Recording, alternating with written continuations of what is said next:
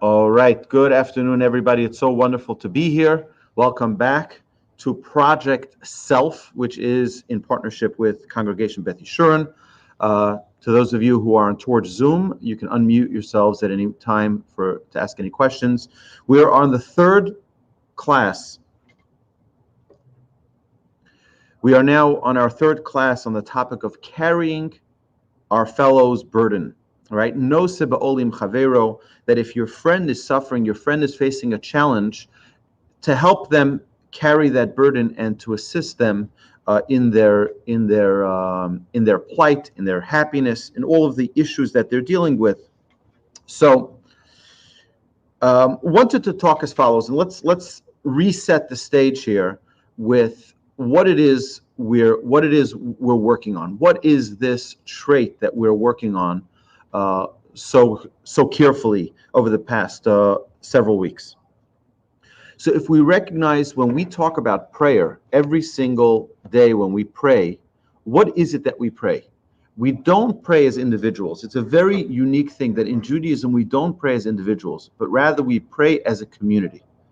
It's a very special thing. All of our prayers are in the plural. Why are they in the plural? Because we recognize that part of being a servant of God is being God-like. And just as God is in pain when his people are in pain, so too we need to be in pain when our brethren are in pain. So even though it may be, it's like, if you were ever thinking, we live here in Houston, most of you watching on Torch Zoom are in Houston, in the greater Houston area. And when we had Hurricane Harvey, when we had all of these the Memorial Day flood, it was very nice and very heartwarming that people from all over the world really came to help us and to assist, whether it was, remediating homes or whatever was necessary, people were there. But there are many, many people in the world who didn't have a clue what was going on here. And they didn't have an idea that the devastation that people were experiencing was so great. Had no idea. So when they come and they offer a helping hand, it gives us a feeling of warmth, it gives us a feeling of encouragement, it gives us a feeling that someone is there with us. We pray always in plural terms. We say, to give it to us, give us wisdom. We say, slach lanu, forgive us. Hashivenu, return us. Rifa'enu, heal us. Baruch aleinu, bless us with a good year. It's always in a plural. It's a remarkable, remarkable idea that in Judaism we always are focusing on not ourselves alone, but rather we bring in the community with us. We want to feel everyone's pain with us, that when someone else is not well, we'll pray for them and find and help them with that, with their healing. We ask for wisdom. We ask for forgiveness. We ask for repentance. We ask for redemption. We ask for healing, etc., etc., etc., in a plural. Because we want to feel someone else's pain. We want to feel someone else's joy, someone else's happiness. Feel the weight of others, right? It's not enough to just say, "Oh, that's terrible," right? But to actually feel, and that's what we say in the Torah, "V'ahavta l'reacha kamocha," you should love your fellow as yourself. What is the commandment? The commandment is kamocha. Just like you feel your own pain, you feel your own struggle, you feel your own joy, your own satisfaction, feel someone else's as well. Feel it the way someone else is experiencing it, as if it was yourself. So I want to share with you a couple of amazing stories, one of which I shared a couple of weeks ago when we cheated and we went offline and we were discussing a completely different topic. For those who were there, I think it was a very lively, very awesome discussion. I feel bad that it wasn't recorded and it wasn't online, but for those who were not here, we'll repeat that story. So I want to share with you a couple of different stories. Number one is a story about Rabbi Herschel Schachter. Rabbi Herschel Schachter, many of you may know, is the the leading Torah authority in Yeshiva University. He runs their yeshiva program, and to the best of my knowledge, that's his position there. And an amazing story I'll share with you, really incredible. So he was in Israel, in Jerusalem, and typically he has his own driver, but for whatever reason, he did not have his own driver that day. And it was the last day before he was traveling back to the United States, and he forgot his briefcase in the cab. The guy who came into the cab right after him noticed that there's a bag. He asked the cab driver. The cab driver says, "Open it up, see whose it is." And so he says to him, he opens it. The guy in the back, the passenger opens up the briefcase. He says, "Wow, this is a really big rabbi." He says, "Really? He's a big rabbi?" He says, "Not only a rabbi." He says, "You know the Baba Sali, who was one of the great Kabbalistic rabbis in Israel?" He says, "He's that of America." That's how big of a rabbi he is. And this guy was like, wow. He says, "Such a great rabbi." He says, "I don't want you returning it." Right? He says, the driver says, "I'm going to go back to where I dropped him off to the hotel, and I'm going to return it myself. I want to meet such a rabbi." Okay? Who was his passenger just a little while ago. So the driver goes back to the hotel, and he goes to the front desk and he says, "Do you have such a visitor in your hotel with such and such name?" They look up the computer. They say, "Yes, we have such a person, but we can't tell you what room number, but we can call him." So he says, "No problem, call him." So his son, the rabbi's son, who was with him staying at the hotel, answers the phone. It was the front desk. They say, "Someone's here who," he said, "No problem. Tell him to leave it at the front desk." "No, I want to meet the rabbi." Okay, so the son comes downstairs. He comes with a $100 bill. At least this is the way I heard the story. Comes down with a $100 bill, which is a significant tip, right, to a taxi driver who brings back your lost briefcase.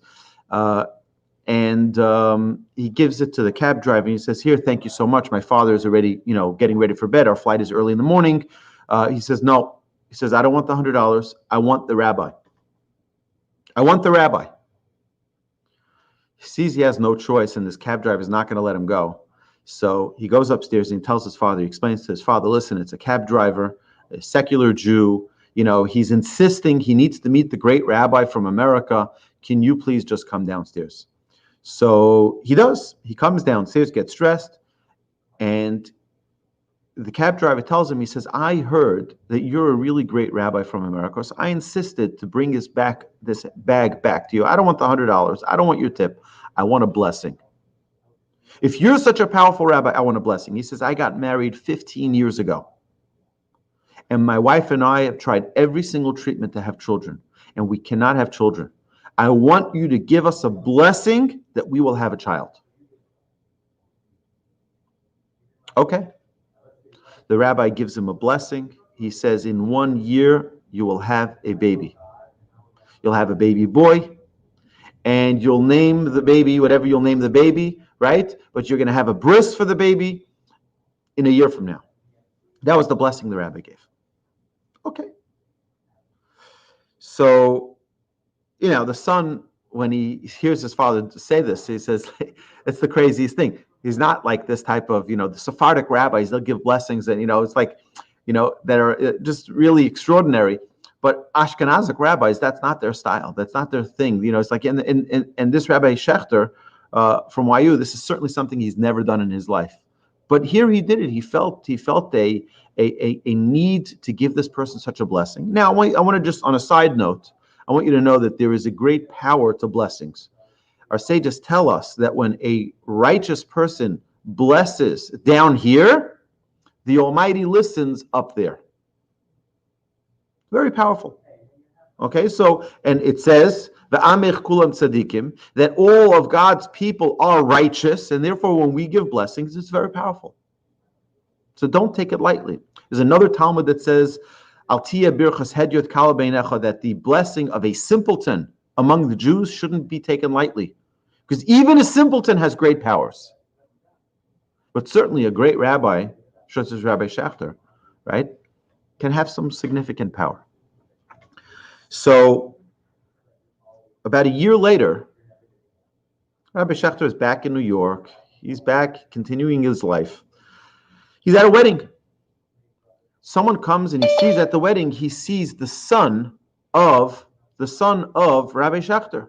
He says, I was just in Israel a couple of weeks ago. I met a cab driver. I need to speak to your father. Is he here at this wedding? He says, my father's here. He pulls him over. He gets his father there. And he says, I need to tell you something. He says, I met this cab driver. And he said that if I go back to America, I should tell Rabbi Schechter that we had a baby. He says, do you know who I'm talking about? Do you know about this cab driver? You know who he is even? So listen to this, and this is the point of the story. The rabbi says, of course I know who he is. I pray for him every single day. Do you understand? The rabbi has a lot of things on his head, but he promised someone he's going to pray for him. He promised him, he gave him a blessing that he'll have a child. He prays for him every single day. Of course he knows who he is. Of course he was very happy to hear that indeed he had a baby. Right? We need to feel other people's experiences. What are they going through? Whether it be good, whether it be bad, whether it be ugly. It doesn't make a difference. We have to feel someone else's situation. It's an incredible responsibility as humanity to recognize the experience of other people. And when people are happy, we have to also feel their happiness. When people are sad, we have to feel their sadness. Not just, we'll give a couple of examples. Okay, there's actually an amazing story about one of the great Eastern European rabbis. There was a man who didn't have children for many years. He finally had a child, and he came to the doctor with his child, and the doctor says, "Your baby is terminally ill. Your baby is terminally ill."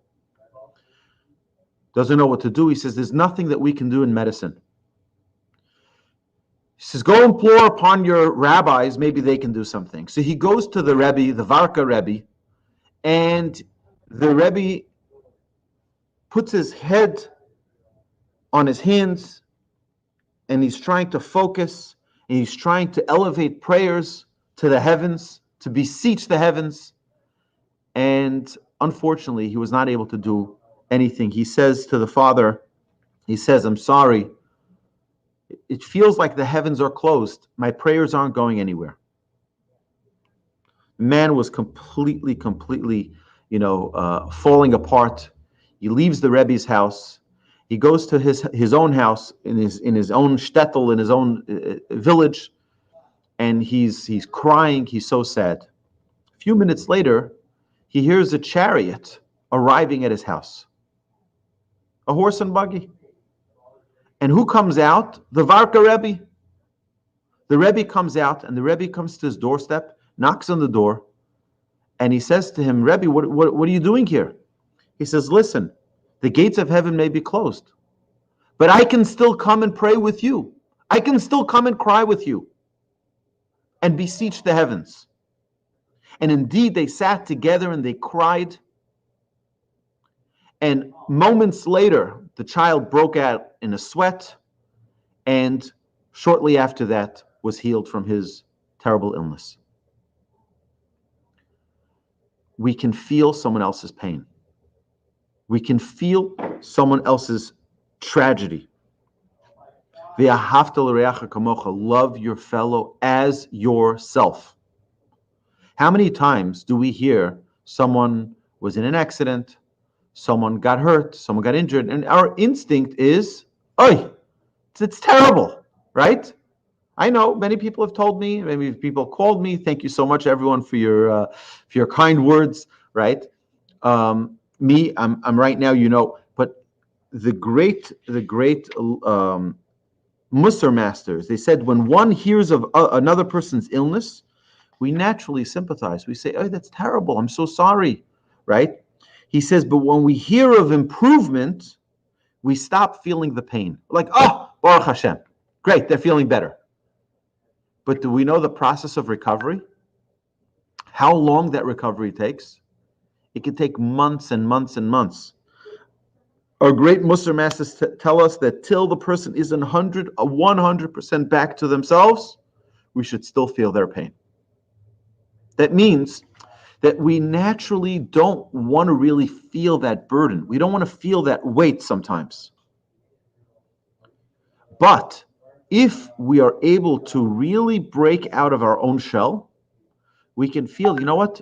Yeah, it's good they're feeling better, but they're not back to themselves yet.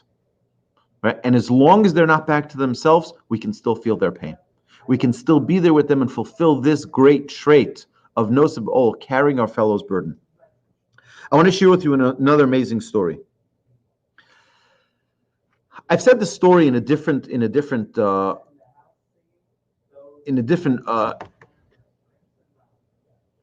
we were talking about different things, but I think it's very, very important to mention it here as well. I mentioned previously, I don't know if I mentioned it in this series talking about this trait, and if I did, please forgive me.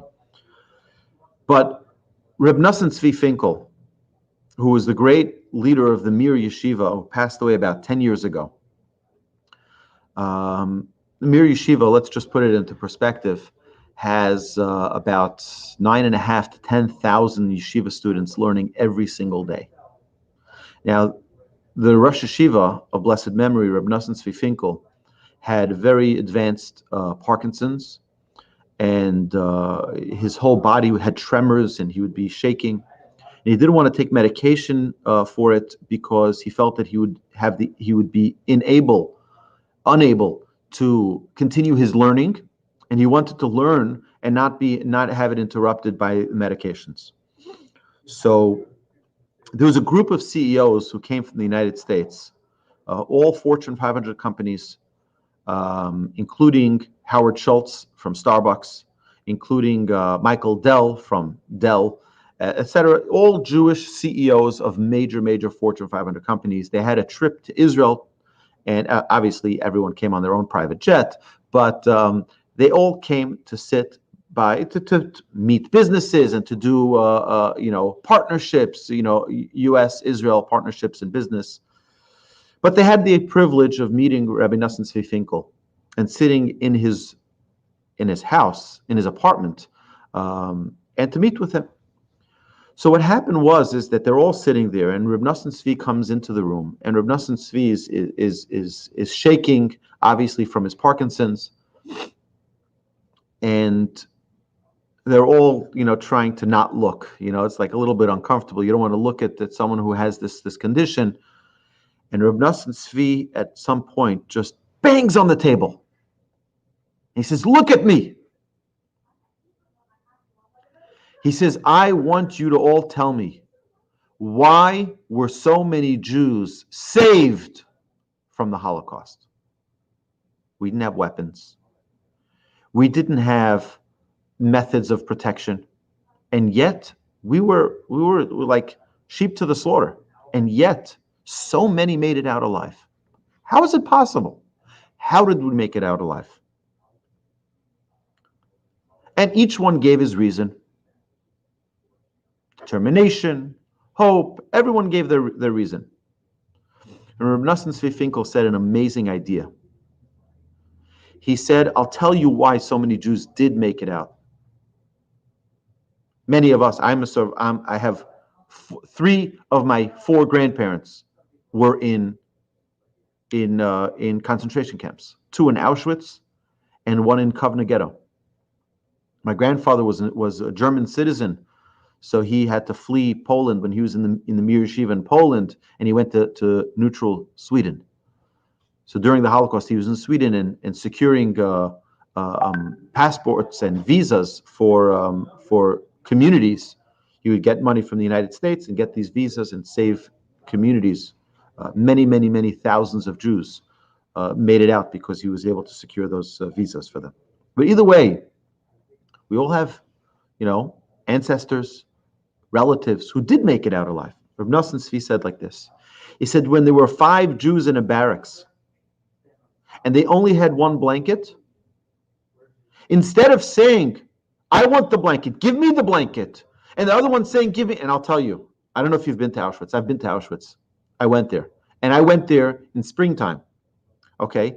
It is so cold in springtime. Are you talking about in springtime in March, it was, 30 degrees, 25 degrees. That's not talking about dead winter, where, they would shiver to death. And I was in those barracks. They're not insulated. There's no heating. It's inhumane. When they were freezing cold at night, instead of saying, I want the blanket, each one said, no, you take the blanket. You take the blanket. So you know what they did? All 5 of them covered themselves with one blanket.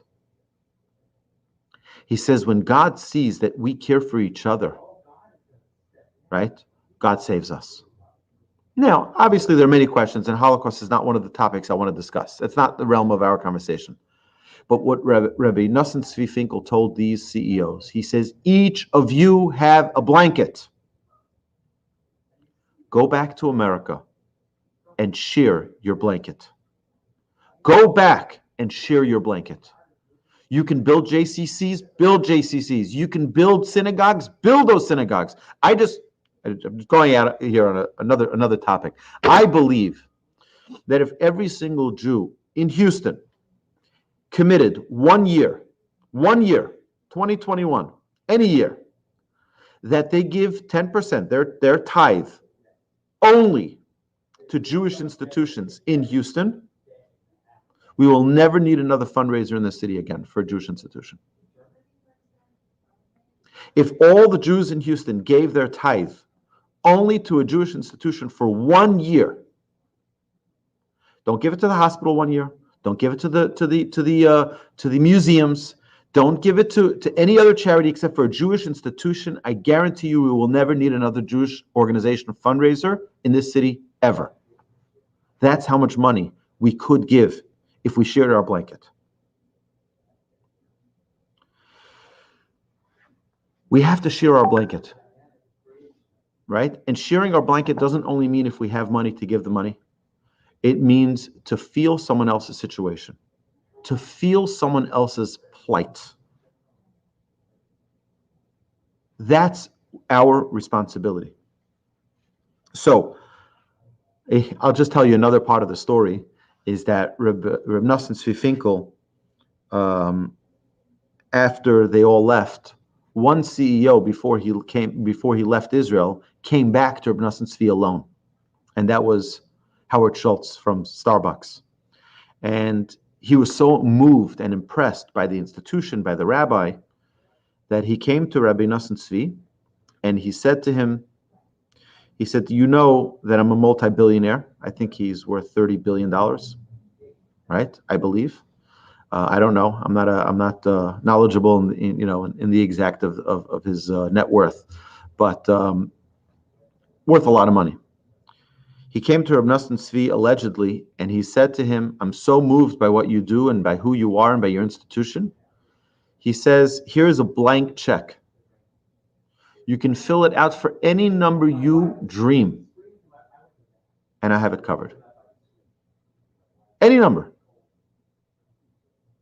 What would you do?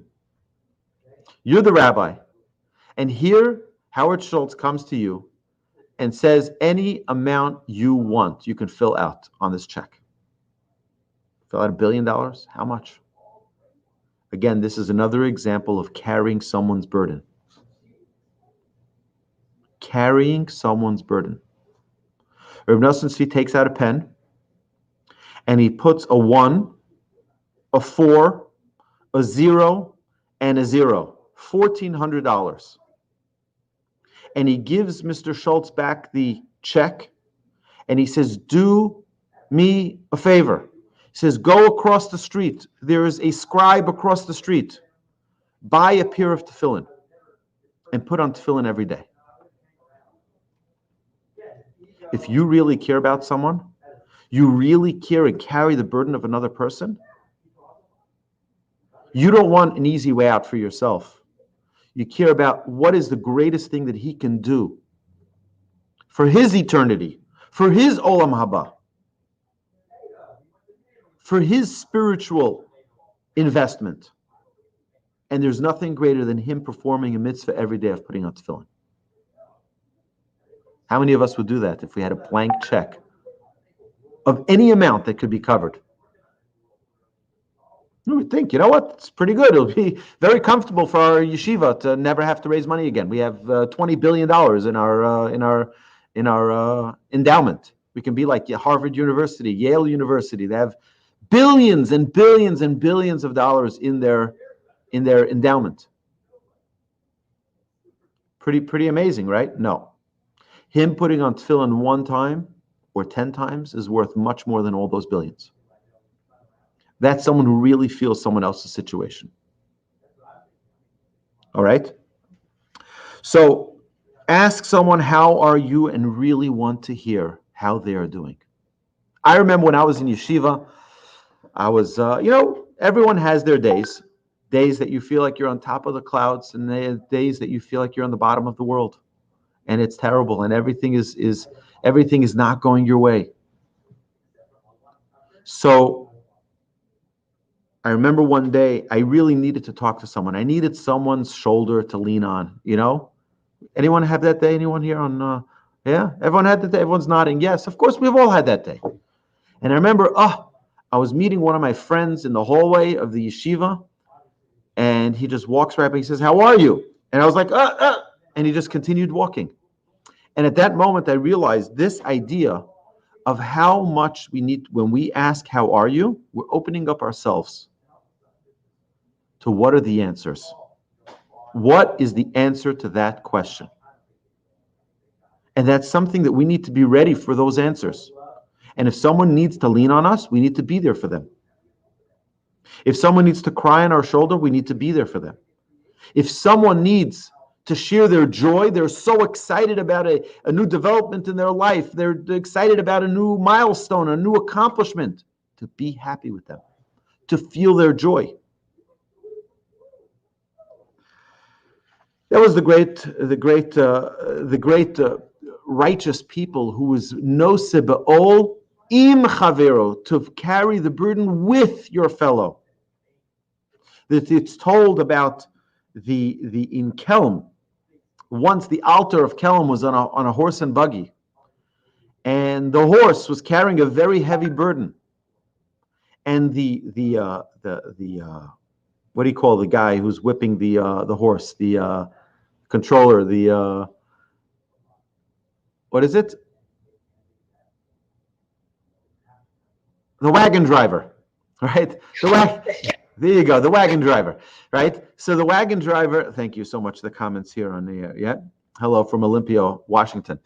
So the wagon driver is whipping the horse. And the altar tells him, he says, "You know why you're whipping the horse so ruthlessly?" He says, "Because you're not schlepping this burden." He says, "If you went out there and schlepped this burden and saw how hard it was, you wouldn't whip him so ruthlessly. You would have some feeling of what it is to carry such a burden." And that's the idea. We need to understand what another person is experiencing. What is their burden right now? Don't just brush it away. It's okay, get over it. No. Feel someone else's pain. The visualization of what someone else is experiencing is the key. The more details you can understand of what the person is going through, the more you can see, visualize, you can understand, you can experience what they're experiencing. And that's our exercise. Is, when my grandfather talks in his great masterpiece of Alei Shur, the book that my grandfather wrote on developing a Torah Jew, and a Musar master, one of the things that he talks about is acts of kindness. And he talks about kindness is not just doing an act, but rather feeling someone else's situation. What are they experiencing? And he gives the challenge to his students to go out there and figure out, what are the people around you in need of. This one is in need of a word of encouragement. This one needs a pat on the back. This one needs a smile. This one needs a pep talk. Everyone, what do they need? What are their needs? That is the acts of kindness we need to do. Right? Im chavero. Identify what it is. And my grandfather gave this challenge to his students. And sadly, My grandfather writes in the book that many of the students had a very, very difficult time. You know why? Because we grow up being so self-centered. Not in a negative way of being selfish. We know what it means to be kind. But the idea is we understand what it means to be kind because it makes me feel good. I like to give charity because I like it. It makes me feel good. But how about when we give charity to stop before we just write that check, to feel the experience of another person? What are they going through right now? It's very important to break out of our own shell and get into what are the experiences of a different person. Identify the person, right? Visualize their situation. Everybody's dealing with something. There's no one on planet Earth who's got an easy life without challenges. There's nobody. Everybody has challenges. Everybody has something they're dealing with. Can we dig into their experience? Jay, you have a question? Go for it. Unmute yourself, please. Unmute. Jay, you're muted. I don't hear you. Jay, you got to click unmute.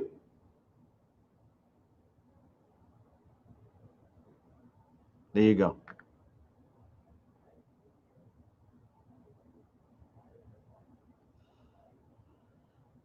I apologize to our friends online. Okay, Jay, there you go.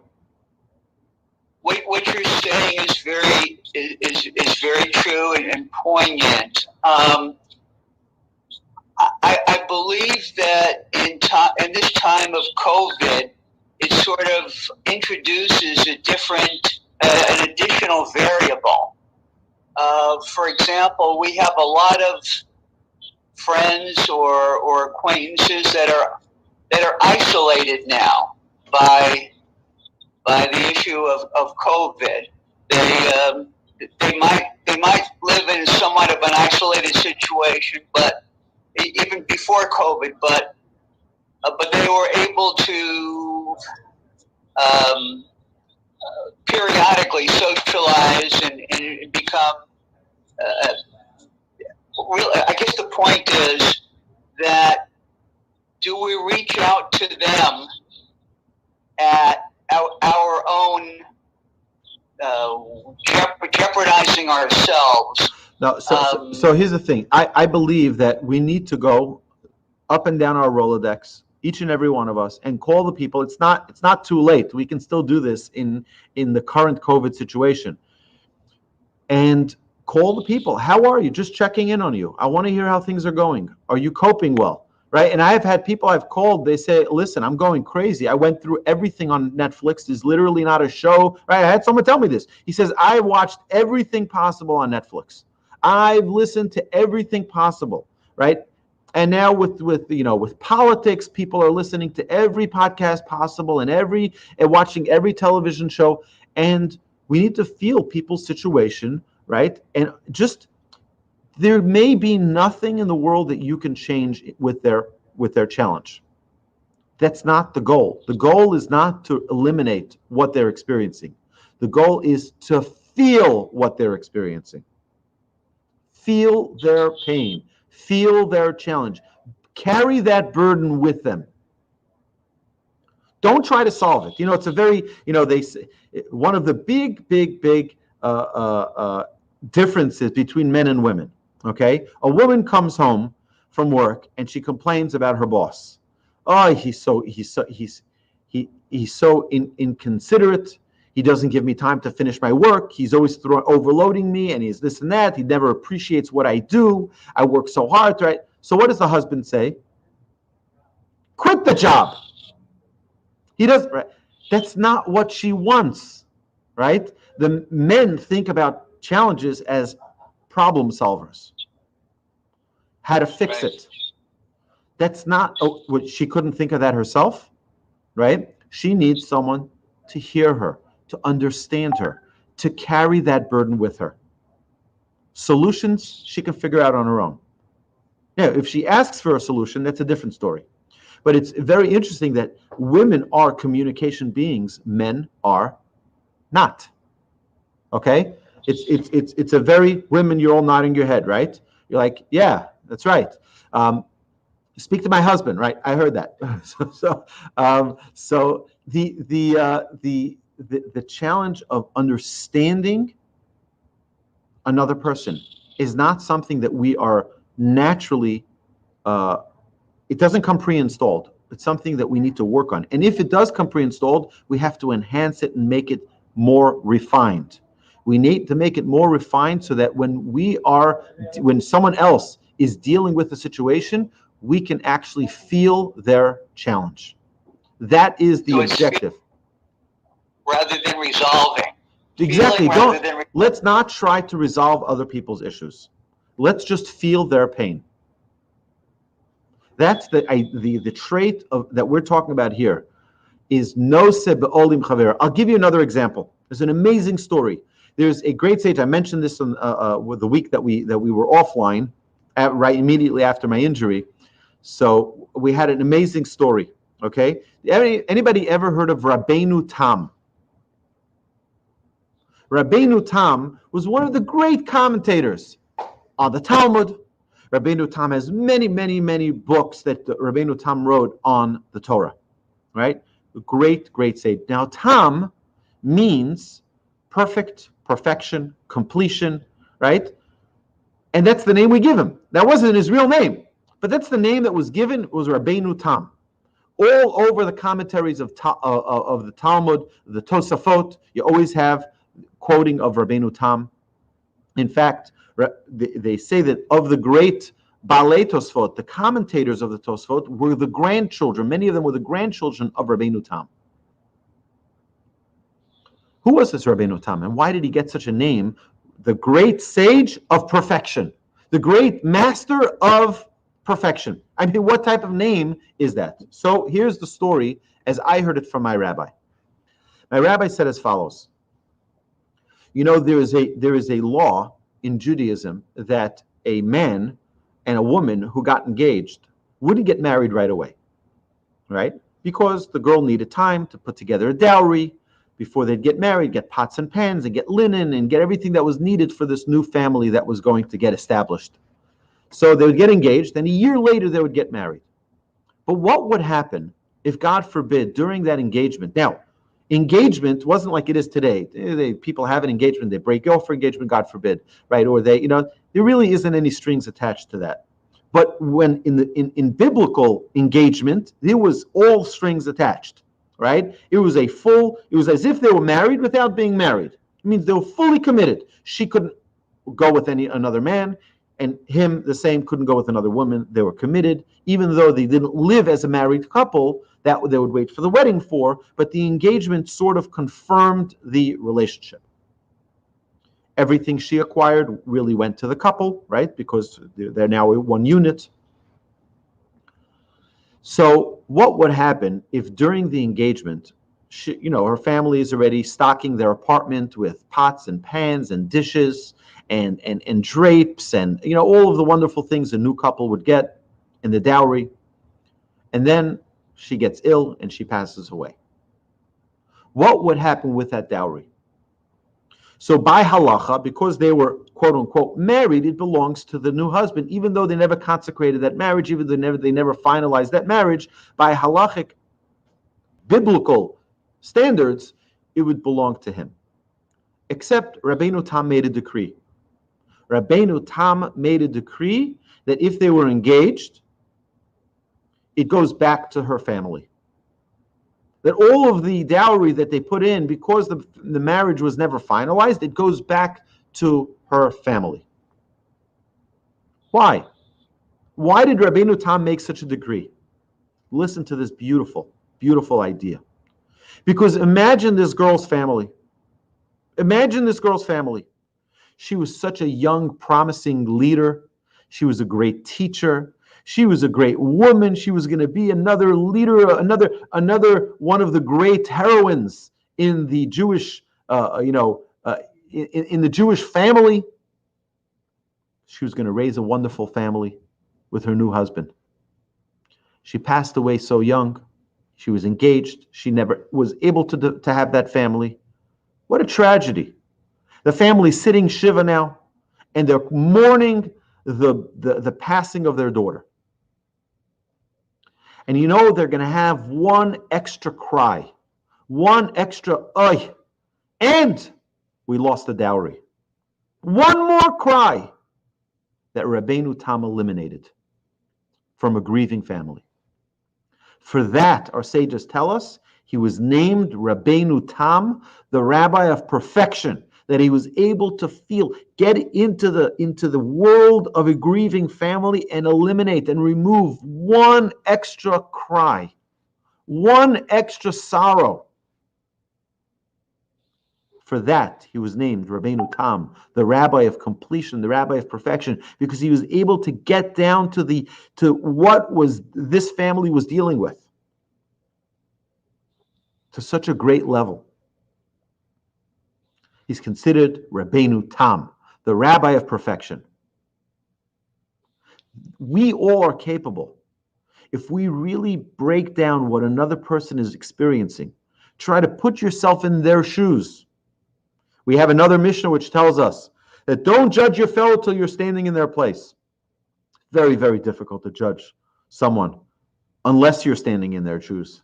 When you're standing in their shoes and you really feel their pain, then it's a different story.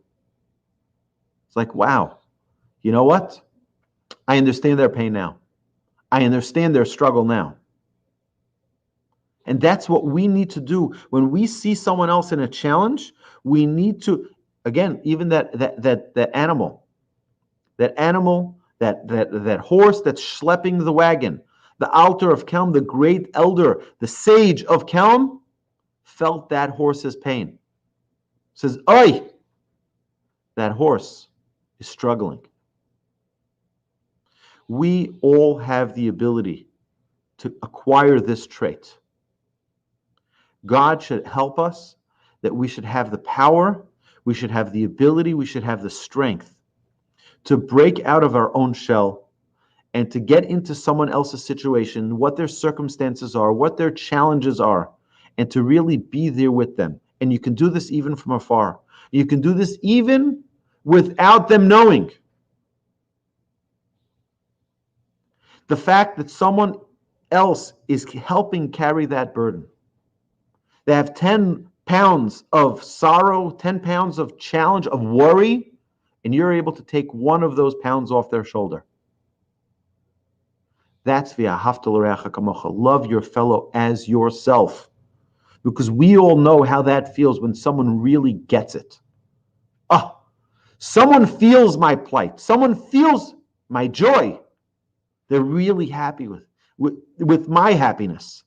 They're excited with my excitement. And God forbid, they feel my pain. It helps us feel better. But more than that, it makes us be more God-like. It helps us be an image of God in this world. Just as God feels the pain of his children, our sages teach us, right? And we see this throughout the Torah. God feels when we are in exile, God is in exile with us. He feels our pain. So my dear friends, let's go ahead and be God-like. Let's go ahead and feel our fellow's situation, whatever it may be, the good, the bad, the ugly. Let's be there with them. Let's break out of our shell of only feeling our own situation and understanding another person's situation. Just like a mother is able to understand and have the intuition of her child's situation, even from afar, we can do that with our fellow man. We can feel someone else's situation if we just allow ourselves to get into someone else's situation, to get into someone else's condition of what they're experiencing. So, my dear friends, have great success in attaining this trait, and don't let go. Don't let go of this challenge. It is a great, great challenge, and we can all do it. We can all do it. We can all take the steps necessary to become better people, to feel someone else's pain, regardless of how close they are to us. Everybody needs something. Let's be that someone who feels it for them. My dear friends, go get them. Have a great week. Okay, to all of you on Facebook, Twitter, and YouTube, thank you so much for joining us. Have a terrific week ahead, and thank you for joining us.